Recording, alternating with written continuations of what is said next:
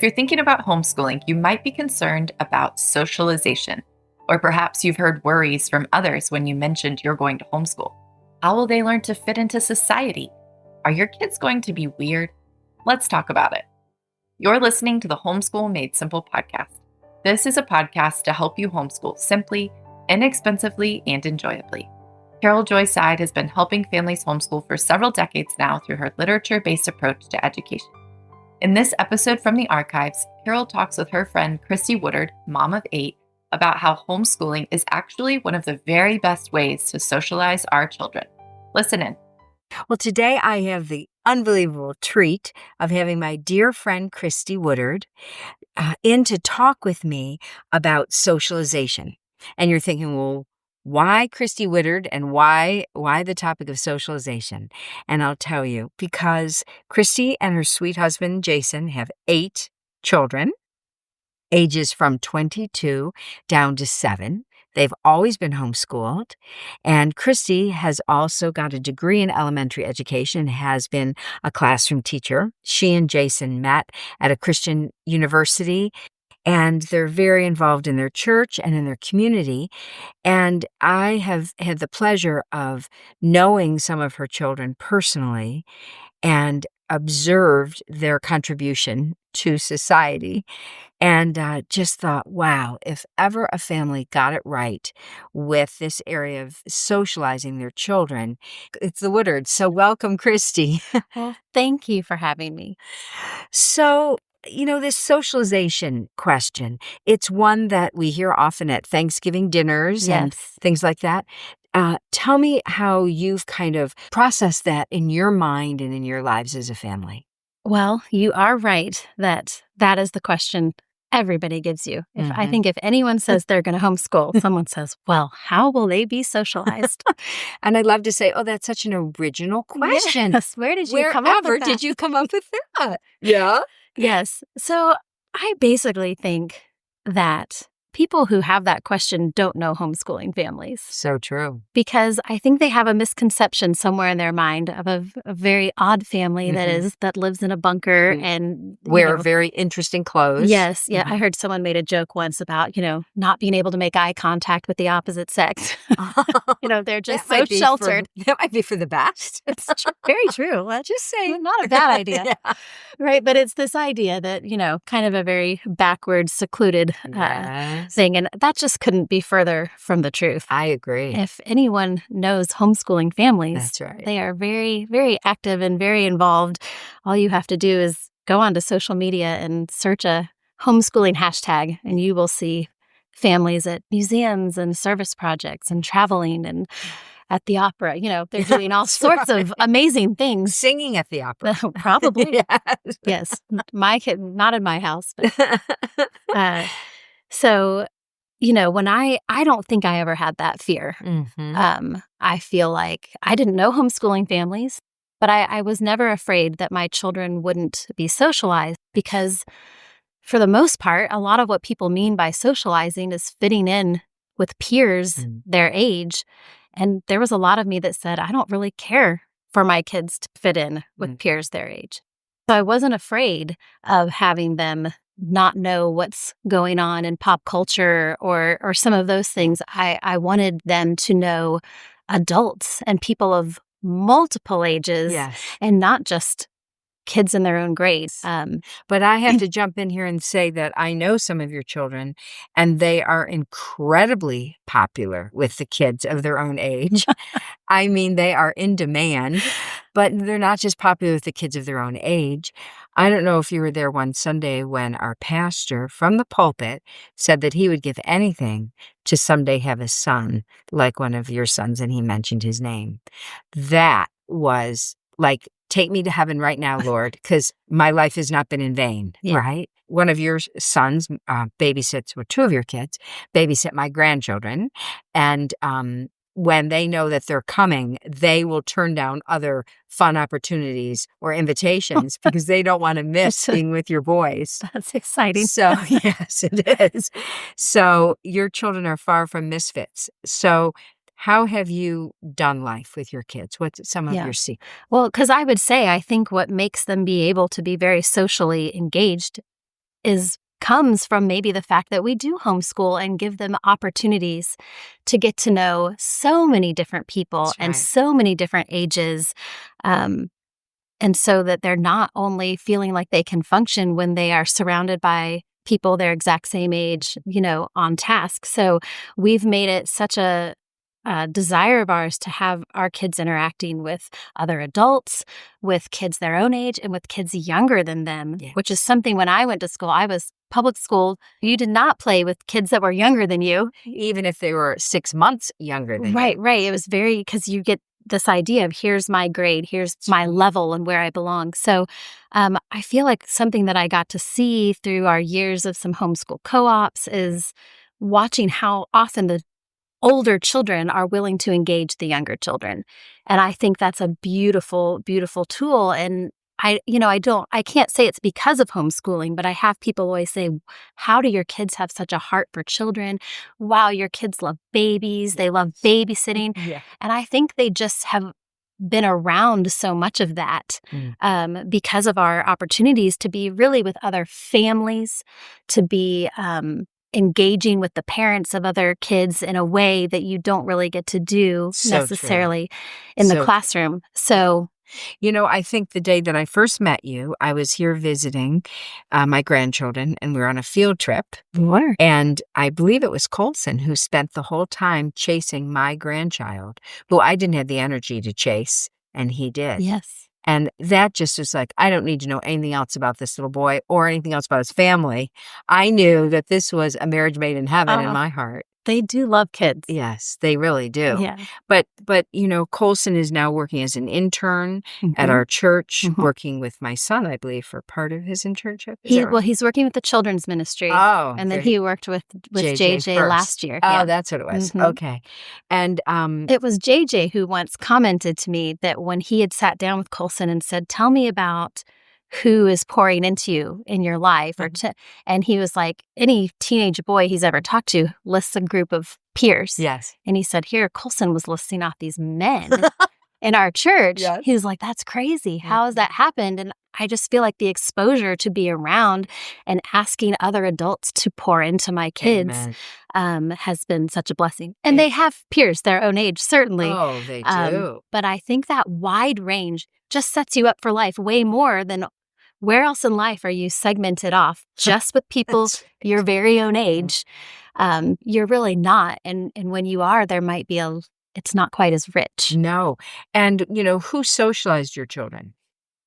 Not their peers. Oh, right. Of course. That was the decisions that we made for them. Then, of course, there are a lot of them. So they did get some socialization with each other. Well, all the better. But yes, our desire has always been that we get to choose what is going to shape them and what is going to feed them. And my own experience in public school, even, 35 years ago, there were some very not lovely things and things that I did not want for my own children. Absolutely. So share with me some of the activities that these 8 children have been in over the years. Okay. Well, when we first started, probably my goal, and I think it was a smart one, is we didn't really leave the house and do anything for quite a while. And of course, they were very young. I had lots of little ones, so that was probably survival hard for the way things were for us. But we did not get out of the house much at all. We just kind of stayed home. But over the years, we have found homeschool co-ops, and not really necessarily like rigorous homeschool co-ops, but maybe a little bit more relational ideas. Yeah. So finding families that we have very similar standards, a same worldview, the same ideas on some of the bigger things in life. And then kind of just doing life together, finding things where we say, man, I'd never take my kids on a field trip by myself. Let's get together and we can do field trips or art, because that was another one. I would buy all these great art curriculums and then never do them. And so having some accountability and people to do that with, some community to let my kids feel like they have community and friends, but it wasn't in such a way that made them feel like they were missing out on something. I think being like-minded is very important.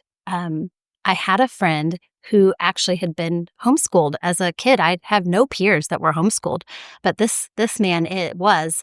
And one of the things he said to me years ago was that we were allowed to do just enough to know what we were missing. Meaning his parents allowed them to do some things with other kids, but then they weren't allowed to do most of the things those kids were it doing. just made them discontent. It made them feel very on the fringe. And so I think if you help provide for your kids community within the homeschool community. Yes, that believe the way you do, that are going to say, hey, we don't do this either, or then they don't ever have a sense of not belonging. Yes. They feel very much like they have a community. So it's an extension of the family, really. Yes. So that was very helpful. We've done drama classes. That's our big thing. So we're very artsy and musical in this house. Sure. I have lots of friends that do things like, science fairs, and my kids would rather sing and dance. That's right. So we've done theater, we've done co-ops, we've done football, basketball, lots of service in the community as well. Lots of service in the community, with co-ops, with church groups, just different opportunities. We work with foster kids every month at Anna's place. At Anna's house in Luther, and that's such a blessing to our whole family. As homeschool parents, we need to know what we believe and why we believe it. If you aren't grounded in your why for homeschooling, it's going to be difficult to sustain this countercultural way of educating your kids. That's why we've put together a reading list for homeschool parents. This is a free list that pares down the books you need to read so you can easily continue your own education. Think of it as continuing ed for homeschool parents. Download the free reading list for homeschool parents at homeschoolmadesimple.net/parents or click the link in the show notes. Tell us about that ministry. Well, so it's called Anna's house. They support and educate and support foster families here. But they have this community out in Luther where they have 8 big, beautiful homes. Wow. Where foster parents can live if they agree to take sibling sets.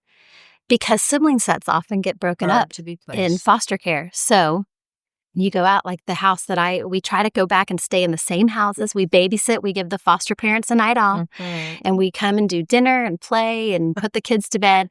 The house that I've been going to most recently has 10 kids in it. Oh. So it's, and so it's a great. Are they siblings?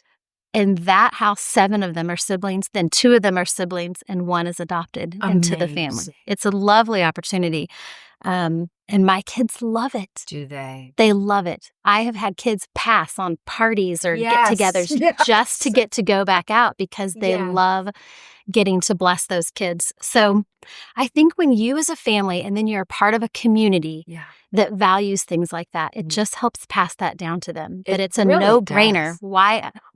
Is there really another way to think? But see, Kristi, we're raised in America where we think teenagers need pizza parties and volleyball games and beach bongo or whatever they call it. But I remember when JJ was growing up in his youth group, we didn't have a kitchen at the church, we went to when he was a little boy. And so when he was a teenager, and so we borrowed a sister church that we were close friends with. We borrowed their kitchen, and the teens did a homeless dinner there were a lot of people that were homeless in our community.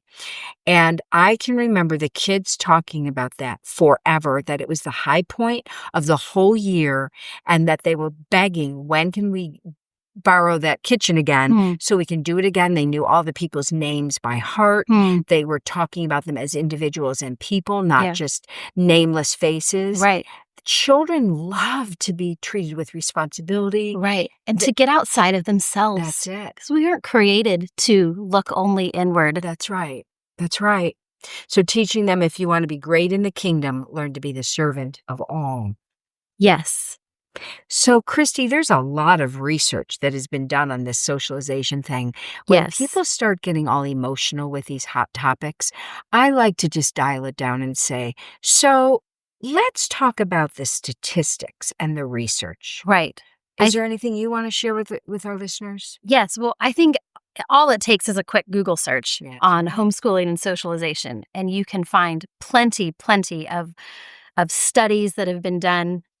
I had just recently read one that came out of Australia. I think it was even done by the government of Australia, because there was concern about homeschooling. Of course, they found, that homeschool children are amazing. And more socialized than any other children. Yes, but I did pull this off it was a study done from a university in Florida. And what they did is they studied homeschool children from 3 different vantage points, talking with parents and what parents had to say about their kids and their socialization, speaking with the children themselves to see what they had to say, and then speaking with objective observers. And so the way this wraps up, it says, in conclusion, homeschooled children in this study described themselves as more cooperative, assertive, empathetic, and self-controlled than public school children did. There appears to be, therefore, a convergence of evidence from 3 different perspectives. I just lost it. 3 different perspectives: parental report, objective observers, and self-report, that homeschooled children's social skills are exceptional. Yeah. And every report you read is going to say the same thing. It does. There's just something about that ability to be engaged with people from different walks of life. That's right. It's not even just different ages, Carol. The studies will say that homeschool children interact with people from different walks of life more than their peers, and then different ages. And I think just the ability to have a confidence that maybe for some children would get rattled in a school setting.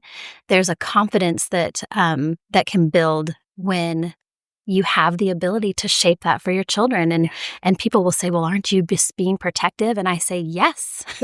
Yes, I am. Just like you're being protective over a plant that you put and that's to start it. I was just going to say that. It's about roots, right? We put a plant in a greenhouse and we protect it and we let it get strong roots. Yes. And so we've been very mindful that we want our children out in the world.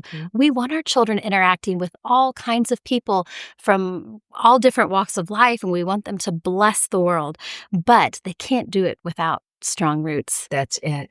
Tell us about your oldest daughter and how she's sprouting her wings. So Madison just turned 22, and she has moved to central rural Iowa, where she is the children's director at a new church that's been planted in rural Iowa called Sacred Mission Church. There are no churches in, about an hour. It's like, yes, it is an unreached people group. That's it, in the rural communities of America, where 99% are unbelievers. So she has been able to go up there with a few other families, and they have planted a church they're just seeing fantastic results. Well, I heard our pastor, because of course this is a plant, from our church. Yes. I heard our pastor David talk about the statistics. There's only a few. How many people live in that community, and how many people are attending the church? Yeah, I don't have those numbers. Oh, it was amazing. I almost fell off of my pew. It was like there's 350 people in the community and 212 are attending the church or something like that. I mean, they have had an amazing response. They worked for a year on getting a core team together of people that were driving an hour to get to church on Sundays to get them to commit to pouring right into their community. And they've had some tremendous results. Yes. Yeah. So, and she just thought nothing of moving completely to another part of the country, not really knowing anyone other than the little team that she's going with. Right. Yeah. Isn't she dysfunctional? I mean, how does she know how to even awkward. Walk and chew gum? Well, and it's funny because she is my one that if I would say, you need to go up to the counter and ask, for something, she would be like, me? What? I would have to say, oh, if we're going to call a restaurant to make a reservation, it would be Madison. You need to do it. No, really? But that was when she was little. When she was little, and to keep giving her opportunities. And, and she has just flourished into this lovely woman who said, I think the Lord is calling me and I'm going to go and I'll give them a year of my time. And then at the end of her year, she said, well, I don't think the Lord has called me away yet. Yes. So I'm going to stay and keep serving. And aren't you so proud? I mean, that is the test of the pudding, is in the eating. So proud. And it's the Lord. It's all the Lord. It's our great prayer. And we keep putting before them a picture of a great, big, magnificent God, and just hope that Amen. it would take root in their hearts. And as I worship near your family on Sundays, the high point of my worship experience is looking down the row and watching your teenage children worshiping their hearts out. I literally think I'm going to lift off the ground and just fly around the room. It's so encouraging. It stirs my soul too. Yeah. There have been times I've pulled out my phone to try to take a picture down the aisle, which is so tacky, I know. But I'm like, I want to capture, I want to remember this because it fills my heart as a mom. You're reaping what you've sown. And our whole church is reaping what you and Jason have sown. Well, so that's the goal. I know. Is that we would all then bless, right? Not keep it all inward, but to turn it outward. Raise children to be outward focused children because they are secure, they're confident, they know they're loved. Right. Not just by you, but by the church family loves them. Everyone loves them everywhere they go. They're in demand. And that's what I see everywhere I go is that homeschool children, people fight over who they're going to work for, what they're going to, who's going to, they're in demand everywhere they go. People want them. It's true. It really is true. We have people that will say, man, I can come work for me. That's right. Or like when they come to Chick-fil-A and they go through and everyone's like, they're all so amazing. Those kids were all homeschooled, at that Chick-fil-A. Right. And then they go on and work somewhere else and someone says, where did you get your training? Yeah. Like, well, my mom That's exactly taught us to go above and beyond and do more than what's expected. That's exactly right. But it is true. No one has to worry that their kids are going to be misfits and that they're not going to fit in.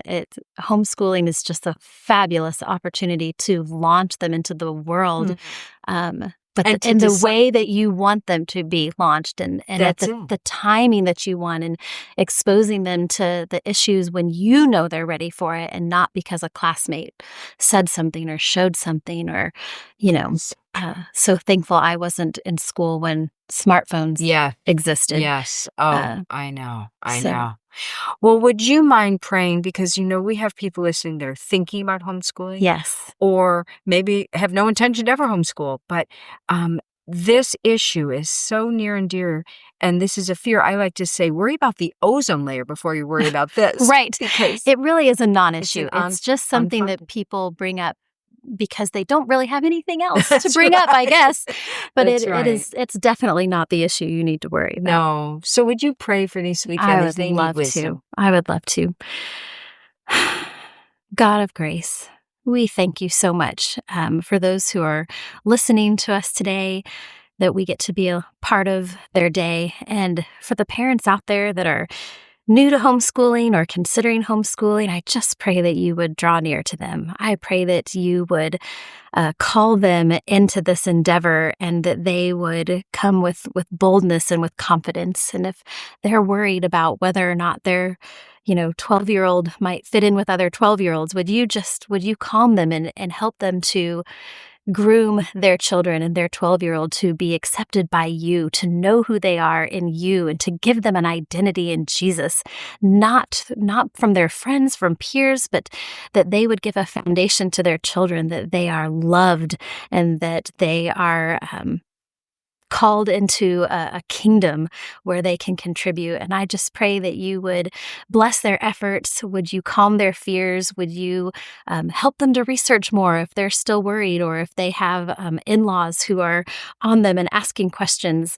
Would you give them lots of confidence to answer those questions graciously and lovingly, but ultimately know that the proof will be in the pudding as they continue to pour into their children and disciple them, that others will see the work that they are doing and know that that being discipled in their family and to be brought up by their parents is just the most important and valuable thing they can have. So bless these people listening, and those who have no interest in homeschooling, just help them to not perpetuate this idea that homeschooled kids are so odd or so weird or not socialized. Just help bring truth and light to the situation, and maybe they would seek ways to bless homeschooling families in their lives and to be a part of what's going on in those families. In Jesus' name we pray. Amen. And, I just want to give a plug for the Homeschool Legal Defense Fund, HSLDA. Yes, fabulous. Highly recommend that every potential homeschool family looks into joining, and we need to stand together, hang together, as Benjamin Franklin said, lest we hang separately. But they also have a research arm called the National Homeschool Education Research Institute, NHERI, I believe is what it's called. And Dr. Ray is the head researcher. They also have a professional journal of research on homeschooling and the statistical makeup of the homeschool community. And if you are losing sleep over any issue about homeschooling, They've got you covered. That's right. Do your homework and see why homeschool children, by, really non-homeschool friendly organizations have found that homeschool children are the most socialized of any children in America in all the different levels of testing that they evaluate children by. So this is a non-issue, but it's also a place of encouragement, yes, I think, and hope for families. So this has been a true treasure and a blessing. I'm so grateful to be in your life and to know your children. Well, thank you for those kind words. My pleasure. It is the Lord. It is. You've been listening to the Homeschool Made Simple podcast. If you like what you heard in this episode, please leave a rating and review on Apple Podcast or Spotify, or share this episode with a friend. It means so much when you help us spread the message of Homeschool Made Simple with others. Thanks for joining us this week on the Homeschool Made Simple podcast. Remember, Jesus' commandments are not burdensome. What he calls you to do, he will enable you to do. Blessings. Free audio post-production by alphonic.com.